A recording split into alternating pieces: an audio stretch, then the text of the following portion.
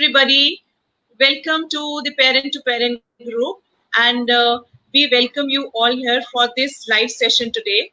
Today, we are talking about the adversities what we are all into. These are very uncertain times what we are living in, and there are a lot of ups and downs in everyone's life which is going on. So, we have today Mrs. Meenu Bhargava with us. She's a trainer and a counseling psychologist. And topic today, what we have taken up is adversity, our best teacher.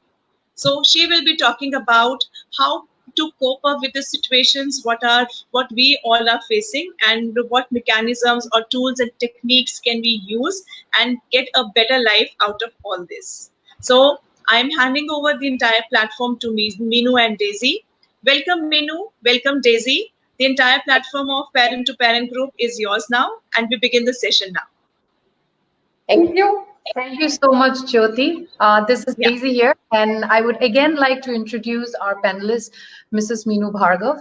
She is a psychologist, she's a counselor, and she has over 25 years of experience in counseling, and also over the 9 years she has been in training field. She has her own training center and counseling center under the name of Consultants. So today, Mrs. Meenu Bhargava will be sharing her views on the topic adversity, the great teacher.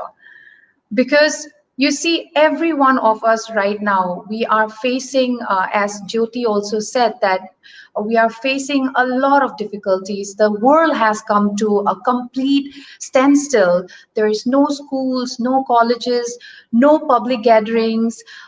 People are canceling their travel plans, parks without children, and also we can see everyone wearing the mask. So isn't this the reality today? So Mrs. Bhargava, please tell us how this pandemic has affected all of us. Thank you, Daisy, and thank you, Jyoti, and all my lovely audience. So yes, the pandemic has affected every individual, every family, every society, every field, and every country. So as a result of pandemic, this was so sudden, nobody expected it. So what I call it is, it's an unwanted companion in our life. We never desired it, and we are not happy also with it. So whenever we are in the state of, adversities, the uncertainty is there. Now also we are very uncertain. When will this pandemic or this COVID-19 move from our lives? We are also uncertain about when will the schools open? How will they function? Will we have 2 shifts in the schools? Also, the uncertainty is about, will all the children be attending schools, or half will be coming on one day, half on another day? You see, also we are worried about, will teachers and students be wearing masks, and then teaching learning process will go on? So yes, uncertainty brings in a lot of stress, confusion, tension, stress, and fear. And these negative emotions, they travel very, very fast. Very true. Yes. So, Mrs. Bhargava, since you just shared that, you spoke about the uncertainty and the fear which is attached with this pandemic. Yes. And still you say that adversity is a great teacher. So can you please throw us some light on why you say that this is a great teacher and how we can overcome these kind of adversities in life? Daisy, not only this pandemic, but every adversity is a teacher, because it gives us many opportunity to grow, to learn. And, taking a ship example, a ship is not made to stand in the harbor. It has to sail, it has to discover, it has to interact with the sea. Same with our life. Our life, we have to keep moving, whether it is adversity or no adversity. But we have to move. Ups and downs are there in life, but they give us lessons. So adversity teaches us to adapt to the situation. You know, what we are doing today, initially we were very, scared and everything, but gradually we are settling down. We are adapting to wearing masks, washing our hands, and working from home, also working for home. So also we have adapted to, yeah, if I talk of teachers, so teachers are, giving online classes. Students also have adapted. They are taking online lessons, and also, virtual meetings are going on. Virtual leadership is there.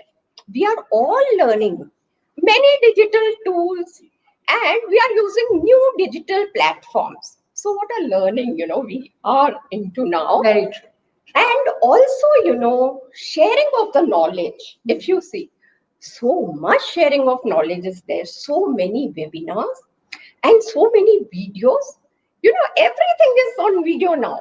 I wanted to learn about Zoom technology. I went to Google, and Google tutorial was there to teach me.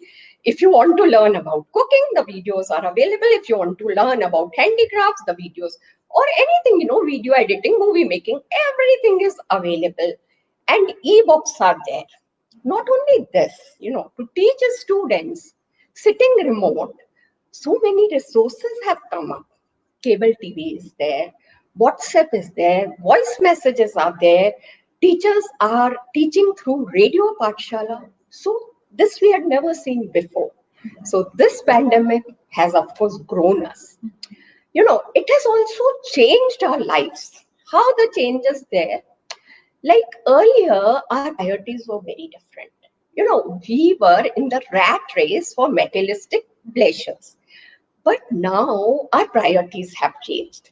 Now our priorities are on health and hygiene. We are spending so much money, time, energy on keeping ourselves healthy and maintaining hygienic habits. And also, we are trying best to boost our immunity system. Also, the changes are that, earlier we were thinking that, we were just rushing for office, coming and working. But now we are spending time with the family. And also we have, in this period, we have learned the importance of family. Because in such difficult times, we always feel the family support is very, very essential. Also, the change is in our behavior. Earlier we used to say no mobile for children. Now we are saying study with mobiles. Earlier we would say, okay, we want to go here and there, outing this, that. But now what we are doing? Now we are saying, even for the near and dear ones, don't come to our house. Not they are interested in calling us. So you are seeing a big change. Now, progress is impossible without change. Change has to be there in the mind of the people.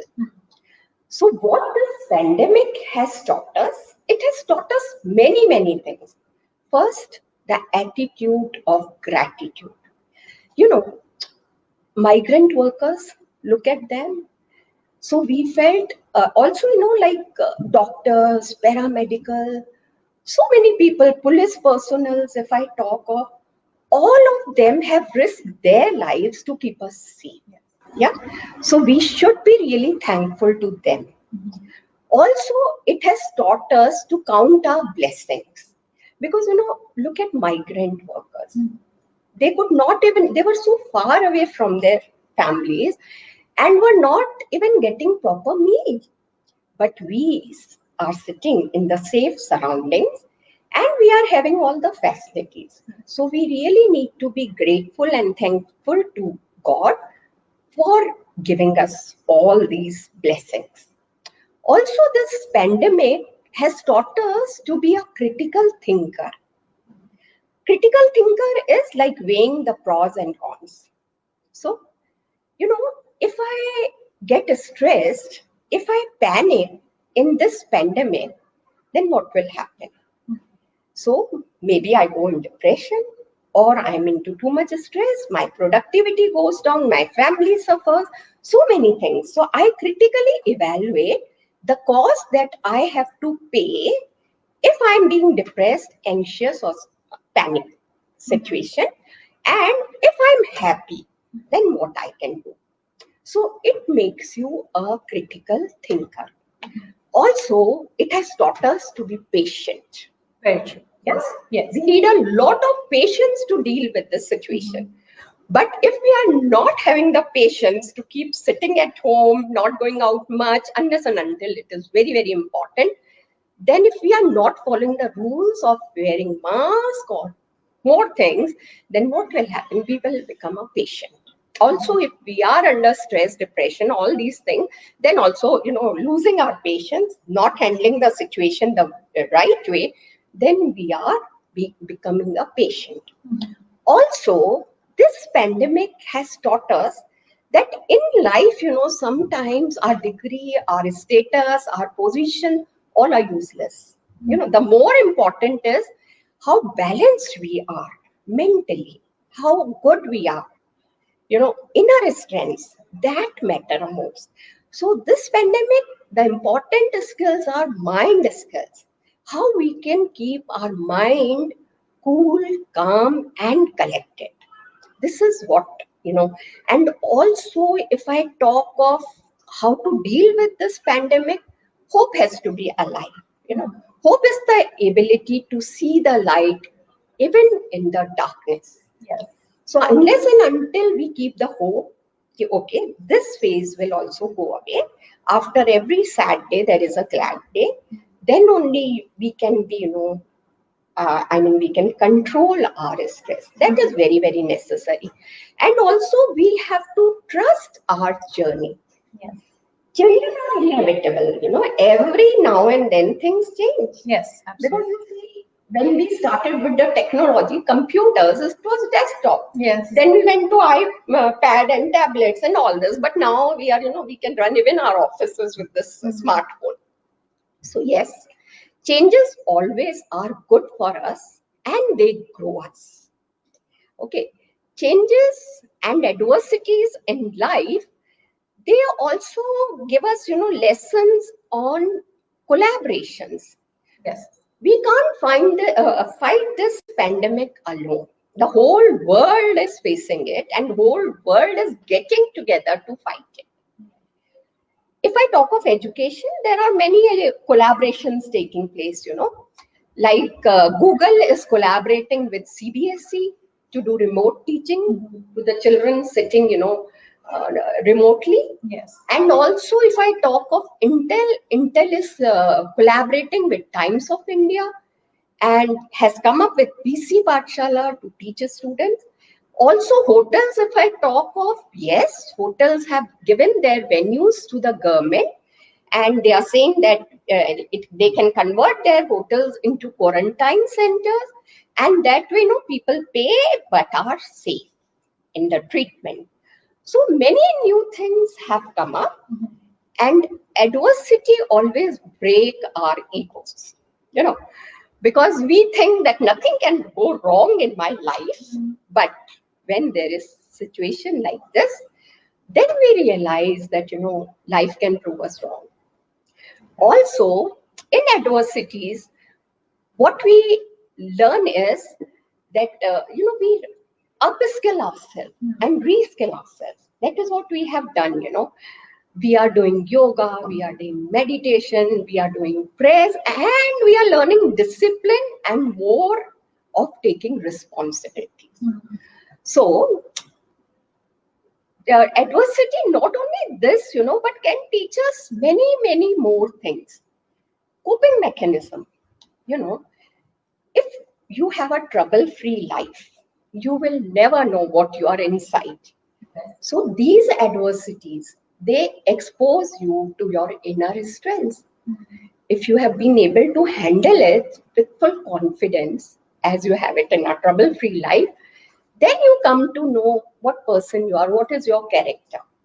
But if you don't get any chance, any circumstance, which is tough for you or which is a setback to you, then you don't realize that, what are your inner strengths and how important they are. So this is what I feel that, that is why I call adversity a great teacher because I feel बादाम खाने से जिंदगी में अकल नहीं आती, पर कभी-कभी जिंदगी में ठोकर खा जाओ तो फिर बहुत अच्छी आती है. So our coping mechanism increases with adversity, and this has given us also a chance to be humble. It's not that only poor people are victim of COVID-19. No, rich also, golden agers also, child also, everybody. So you have to be humble to others, and coping mechanism has to be better. Wonderful. So the most important question that I want to ask you right now is that mainly, the Indian education system, they focus more on marks, how much marks the students are getting. And still, we see a lot of challenges that's happening over here. Even most of the intelligent people, they are committing suicide. We have come across this, right? Also, not only intelligent people, but famous people who have had good education, also has fame, money, and still they're unable to cope up, like you said right now, right? Not able to cope up with their failures. So what would you want to say that, what is the responsibility, or what is it that the parents and the teachers, they should do in this? Yeah. So Daisy, you have very rightly pointed out that our education system is very marks focused. There are so many suicide in IITs, coaching centers. Why? Because everybody teaches them to mug up facts and give it in exams and score good.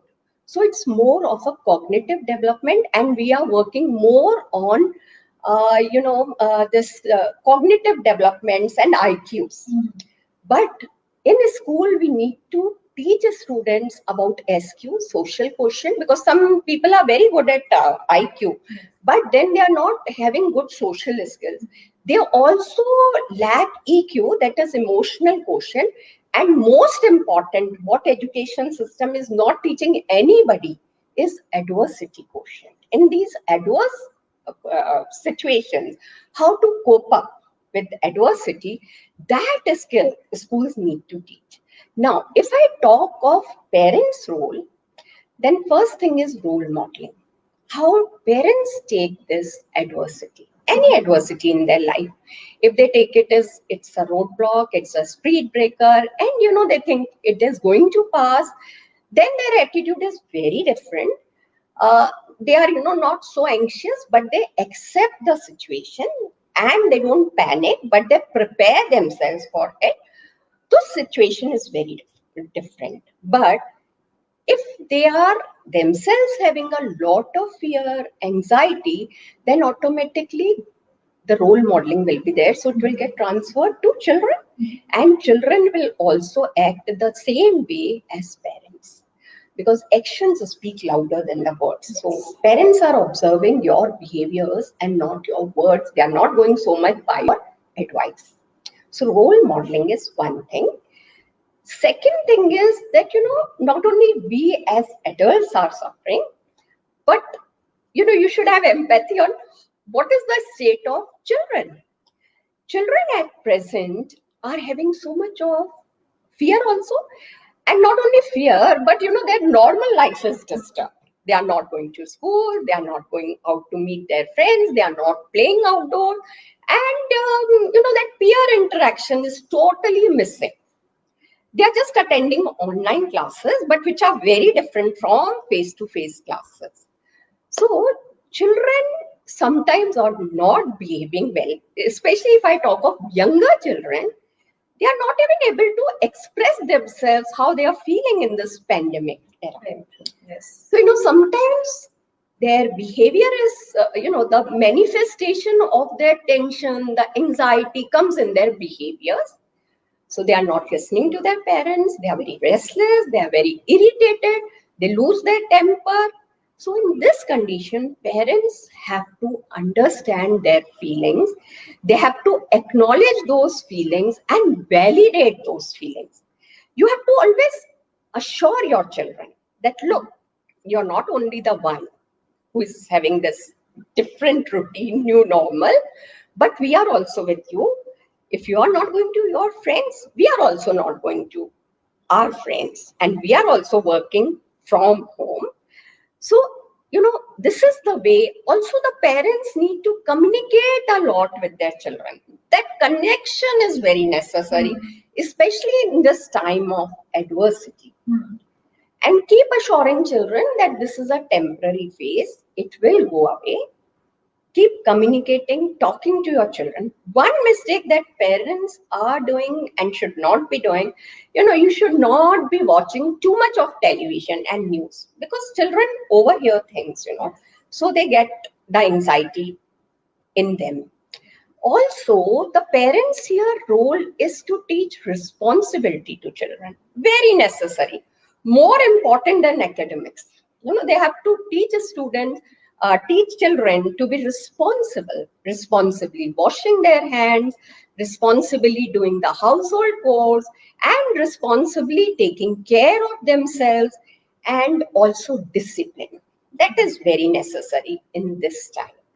They have to very regularly uh, do meditation, yoga, physical activities, or getting themselves engaged in some maybe art and craft and their hobbies. This is what even the adults have done, in this time they have tried to explore their talents. Correct. Yeah.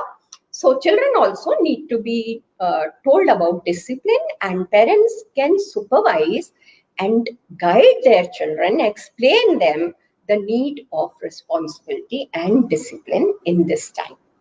Also, parents need to motivate children on doing the right behavior. What has been observed over the years by psychologists is that when we compare children, then we are breaking their confidence. And when they grow up in life, then they are, suffering from low self-esteem. And those people with the low self-esteem succumb to the pressures of life. So parents need to build confidence in children, motivate them, not compare them. This is a very, very essential tip, I would say.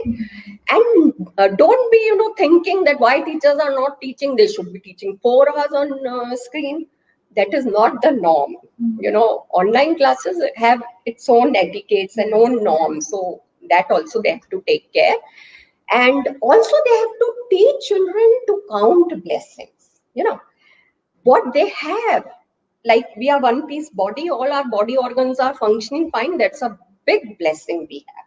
So instead of focusing on complaints, what they don't have, they should focus on what they have. And also early morning when they get up, they should have prayers, thanking the God for what they have. They should be grateful to their own parents who have done so much for them.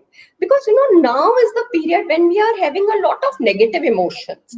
So we need to change them with the positive ones. Early morning, we should be grateful, thankful. And also parents, this is the time to teach values to your children. Values of compassion, values of kindness, joy of, giving people. All these have to be taught to our children. And we should spend time showing, videos to children of people who have struggled and then changed it into opportunities, their struggle. If I talk of Arunima Sinha, I hope audience must have heard of her. How she met with a train accident, and then her both legs were cut. Still she climbed the Mount Everest. So many videos are available, and inspirational videos are there of different people. Children should be shared those things. And also biography of people. All these things are important, so to make children strong. And of course yoga, meditation, these things help in keeping the mind balanced, the nervous system balanced. Eating proper, that is another thing, because health pillars are eating well, and mental strength, mental toughness, and good sleep. All these are essential to keep ourselves healthy. So, All right, wonderful. So thank you so much, Mrs. Bhargava, for this wonderful insight. And indeed, adversity is a great teacher, if we have to put it that way. Now, since we have very limited time, let's just quickly, if we can see some questions from the viewers, we will answer that question. Sure. So I can see someone has posted, so is adversity good or bad? Well, how you see the thing, it depends on you. You know, you can see half glass full or half glass empty. So adversity is good, I would say, if you're positive, and you should be positive. And I've already told you how you can convert it into opportunity, into growth. See how teachers, I call them COVID-19 warriors. They fought the battle so well. They took it as a, learning. Whole summer they have spent, learning the digital tools and all that. And now they are so good at virtual lessons. So yes. Also, what I have experienced in the life is that sometimes we feel God has shut one door, so everything is over for us. No, window is somewhere open. We should think, we should not just keep banging on that door closed, because God knows better what is behind that door, and maybe that He thinks that is not meant for you. So we have to keep the hope alive, and then we can, think of that, yes, it can be converted into good opportunity. Many people are doing it. Yeah. Wonderful. So one more question. Yeah. Can you suggest some techniques to use in these adverse times? Yeah.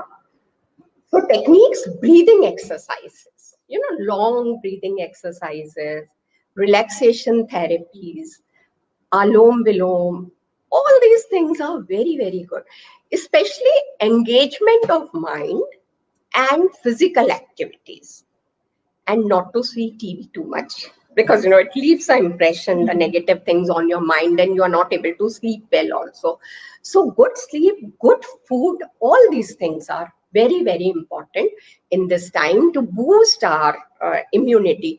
More the negative emotions we have, more the toxins in the body, and more the toxins in the body, the more the problems, illness in our body, stress and stress related symptoms that we get, backache and all these things. Yes. So another question I can see Is here. there any other question? Absolutely, prayers. Okay. There are no other questions. Okay. So if we can request, if there are any other questions from the viewers, Ms. Bhargav will be able to answer. Yeah, we can just wait for another 2-3 minutes if there are some more questions to be answered.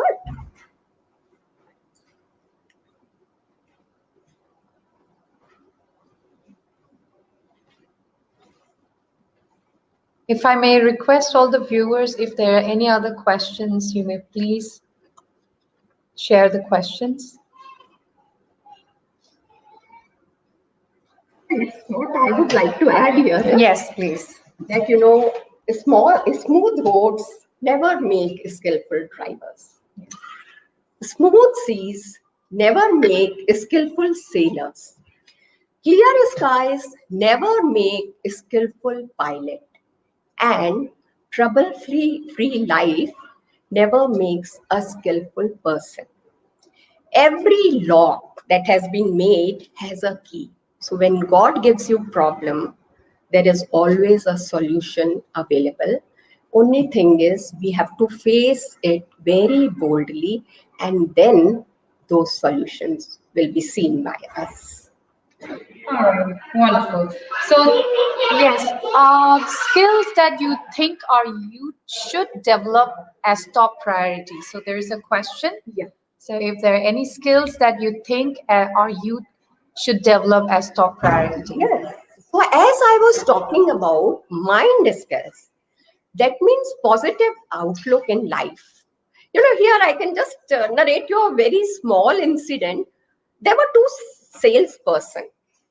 So they went to a country. In that country, nobody was wearing shoes. So one of the salespersons said, there's a lot of scope here because, nobody is wearing shoes and I will have a good business opportunity. The other said, nobody wears here shoes, so there is no scope for business here. And he didn't start his business. The other one did, and he was very, very successful. So how you look at things, that is very, very important. In this time, you have to be very positive and teach children also to be the same.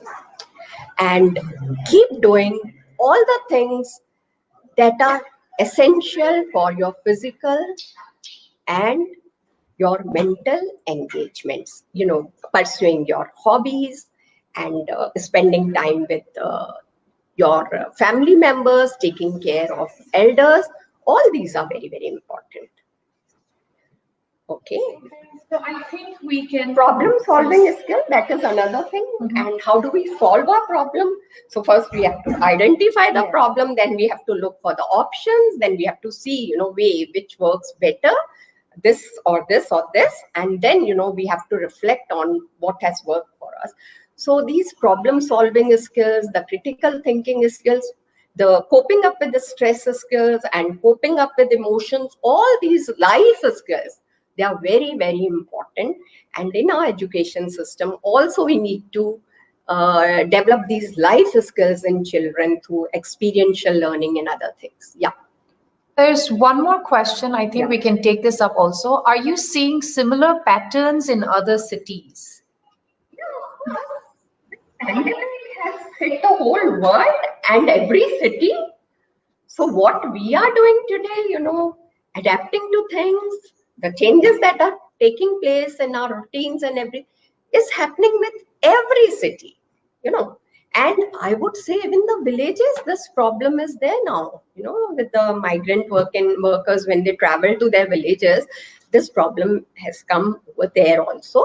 Yes, differences that, percentage of people getting victim to this and the kind of health facilities that are there.